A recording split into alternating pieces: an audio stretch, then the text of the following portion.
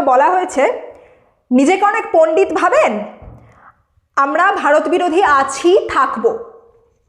বেশ, তা এই কমেন্টটা শুনে আমরা বুঝতে পারছি যে এই কমেন্টটা যিনি করেছেন তিনি একজন বাংলাদেশি, তিনি নিশ্চয়ই একজন বাংলাদেশি। তা এবারে এখানে একটা কথা একটু বলার, সেটা হচ্ছে এই যে সোশ্যাল মিডিয়ায় প্রতিনিয়ত বাংলাদেশিদের কাছ থেকে যে উস্কানিমূলক বক্তব্য শুনছি, মানে এই যে কেউ বলছেন যে ভারত থেকে সেভেন সিস্টার্সকে আলাদা করে নেওয়া হবে, কেউ বলছেন যে ভারত আমাদের দয়ায় বাঁচে, আমাদের দয়ায় খায়, সেই ভারতের বাংলাদেশের দিকে চোখ লাগাবার কোনো সুযোগ বা সাহস নেই। আবার এই যে কেউ বলছেন যে বাংলাদেশের দিকে যদি ভারত চোখ তুলে তাকায় সেক্ষেত্রে কাশ্মীর, সেভেন সিস্টার্স, হায়দ্রাবাদ, মহারাষ্ট্রকে লিখিতভাবে আলাদা করে দিতে হবে। এই ধরনের কিছু বক্তব্য শুনতে পাওয়া যাচ্ছে।